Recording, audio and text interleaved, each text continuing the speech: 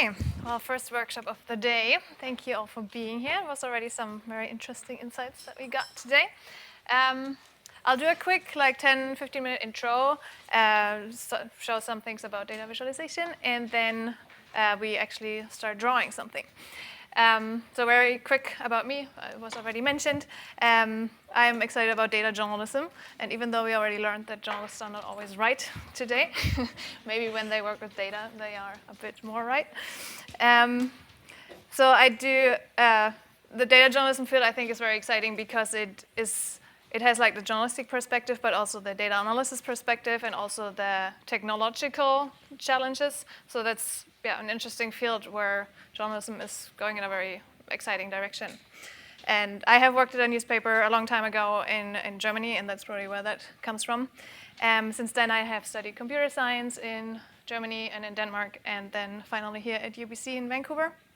And now work as a software developer at Clear Renewables, which does data visualization for wind turbines. So if anybody is excited about that, I'm happy to talk about that later. And I'm organizing the Vancouver Data Visualization Meetup. So if anybody of you discovers today that they really like drawing charts, then you should definitely join our meetup group. Here are 5 points that I will briefly go over. First, why do we even bother to combine data visualization and storytelling? In what context does that make sense? What makes a good data story? And how do I find the right data visualization for it? And then we start drawing. So studies show that when, for example, presentations are given, the ones that contain a lot of numbers and statistics are often not very well remembered. Whereas when we wrap those numbers and statistics into a story and explain why it is important and maybe even tell a personal anecdote or something about it, it makes the content way more memorable. And that is because our brain is just not as good at remembering raw numbers than it is at remembering stories. So yeah. This doesn't have any numbers, but there are studies that did find out data is 5% and stories 60%, but just roughly stories are better memorized. So we have data and story, and together they make it easier to remember the message that we want to communicate, because they explain the context for your data, where it comes from, or who or what it is that you're talking about, and why it is important. And then we can welcome a third element into the team, which is visuals. Data and visuals together can enlighten us. Data by itself is just numbers, but when you create a good visualization, that makes it a lot easier to actually see what it is about. So when looking at data visualizations, that is when your audience sometimes has this aha moment of realizing something that they haven't seen in the raw numbers. And then a good story and our enlightening data visualization together can engage our audience. So it can draw them in and grab their attention and possibly even call to action, or whatever it is that you want to achieve with your data story, which brings us to the next point, the context. So before you start developing a data story, you have to think about a few questions. First is, who is your audience? And what motivates them, what are they interested in, and depending on your audience, you might choose different kinds of visualization. So maybe you want to keep it very simple, or you can already expect that your audience has a certain expertise, so you can go a bit deeper. Should it be more playful? Should it be more factual? So that depends on who your audience is. Then what do you actually want to do with that data story? Maybe we just want to inform, and that's totally legit, but maybe we also want to convince somebody, and we want to talk to our boss and convince them that our department needs more resources, and we actually have data for that, and so we want to prove that. Or maybe we want to change somebody's perspective, which is always hard, or we want to call to action or empower. So a lot of different motivations that can be behind a data story. And then how will the data that we have actually help us to make that point? And what graph and what chart we want to use to communicate that. When we talk about storytelling with data, we are often quite generous with the word story. It's usually not meant in the way of how we would write a novel or how a movie is built, where you have the exposition and then a conflict and then it goes up and down, and at the end you have the resolution. yeah, so we often just want to give some context why something is important. And we might use elements of this roller coaster ride, but it doesn't always have to be the full-blown story. Though in data journalism it often does just that. But so what makes a good data story? Often it's good if there is a surprise in there, if there's something that we didn't expect. If you make it personal, like you explain why it is relevant to the reader, or even allow the reader to customize something within the visualization, that's always good. Compare it to something that is more relatable. Maybe the data itself is fairly abstract, so try to find something that the reader can relate to and compare it to that. Or pick out one specific data point and tell the story of that data point to make it also more relatable. There are probably a lot more other things that make a good data story, but I show a few examples for those specific points. So surprise. Maybe some of you have seen this one. I think it went kind of viral in the last few weeks. I saw it a lot on the internet. Because it showed something that was quite surprising, I found even for people that are already maybe concerned about the environment and food habits. So if you zoom in a bit, so the greenhouse gas emission for food is split into different categories. And I thought here it was very surprising that for beef, even though we might expect it's not great, that actually the farming and the land of use is the biggest emission for greenhouse gas if you eat a steak. And that I thought was interesting because you often think the packaging and the transport is like the big part, even though it's great too. You should not like transport a beef steak around the world, but it's like a very small part of the big chain. So if you want to change something about it, maybe it's a good idea to start at those big parts and like maybe make farming or just not eat beef. Okay, then personalization. That is a nice piece from the BBC from a few months back, where you have your personal food calculator. So you can select from a bunch of different foods and then tell them how often you eat it, and you get like your personal result, where this says it's contributing 41 kilograms to your annual greenhouse gas emission, which is personalized. But now what does it actually mean? So we compare it to that is the equivalent of driving a regular car for 169 kilometers. Or it is heating a house for 6 days. Or it is 144 showers. So this brings this number that is fairly abstract into context and makes it more relatable. And then also more for comparison, how it relates to other kinds of fruit. And then pick a data point and tell its story. It's like in this case, those values that we saw before are very like averages, and yeah, of course within a beef can sometimes have more lower impact or higher impact. So it shows the variance of specific food. And then it also picks out specific things that we think are surprising and writes annotations to it. So that's often good in a data story, that you explain things that might be surprising.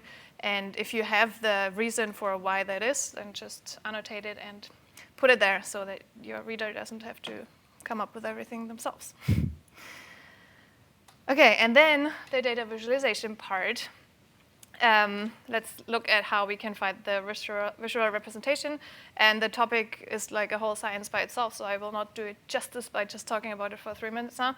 But there are tons of resources on the internet that outline the different types of graphs and what they are good for, also what they are not good for. And to find inspiration and guidance, I show you 2 of those. There's the DataVis project, which just shows a bunch of different graphs, and it also is very beautifully made.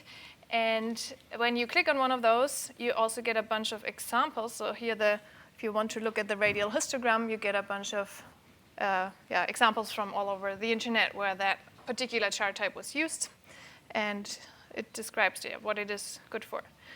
Another one is the DataVis catalog, which I really like because it is you can order it by function. So if you already asked the question, what do you actually want to do with that data? Do you want to show proportions? Do you want to show a hierarchy? Do you want to show part of a whole? So you have to be clear about what you actually want to do, and then you can go here and find different chart types for whatever it is that you want to do. Now, before we start, one more thing. It is often very beneficial to try to come up with a few different ideas first before you actually start implementing something. Because generally, we as humans tend to just like default to very simple solutions, something that is quickly to get started with. That is called the Einstellung Effect. If you're curious about that, there are some really interesting experiments about that out there, but I won't go into detail there now.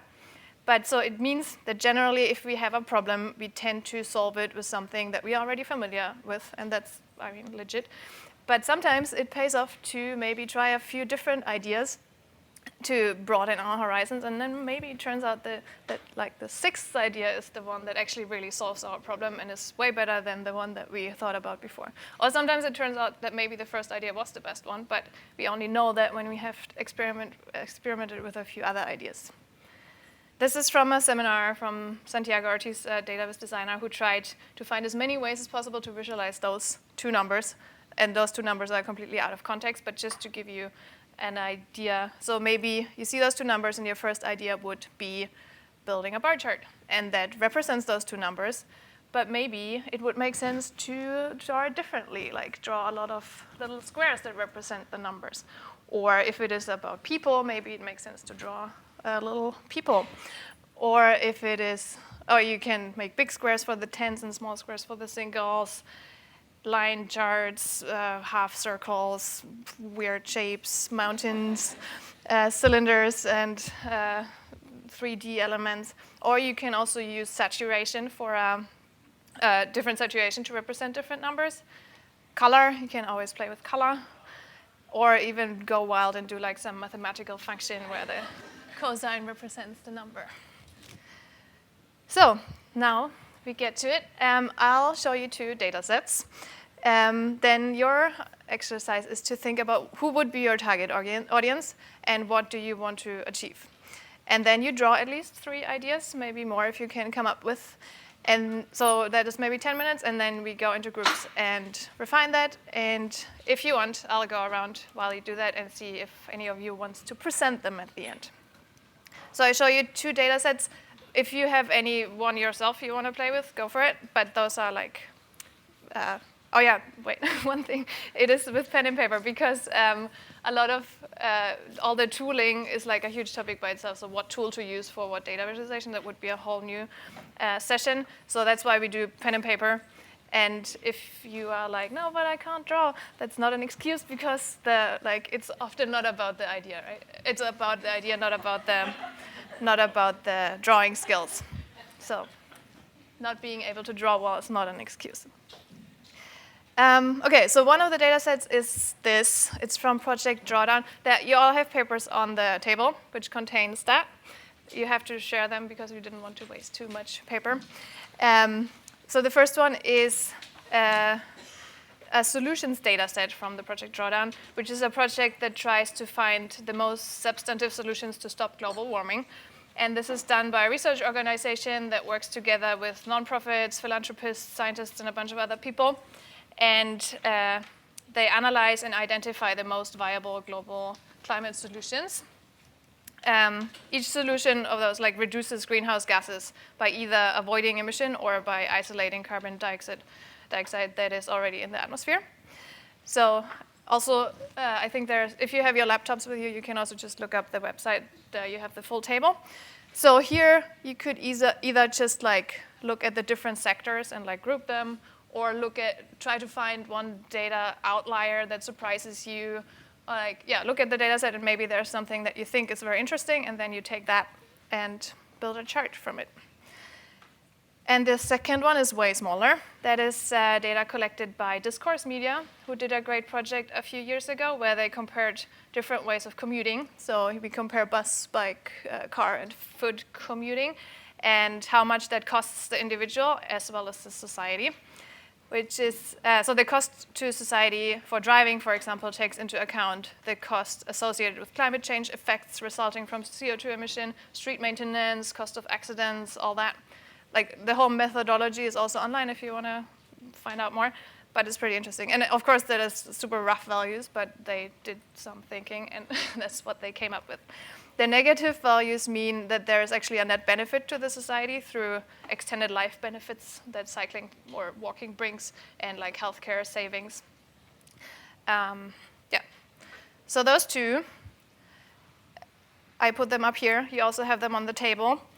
You also should all have a pen, and we should all have paper. We have some extra paper if you need it, but I think you all have like those books. So it doesn't matter if it's a white paper or a lined paper. You pick one of those two and try to come up with 3 ideas maybe. Thank you everybody for joining in and putting in some pen and paper work. And I guess now it's time for lunch.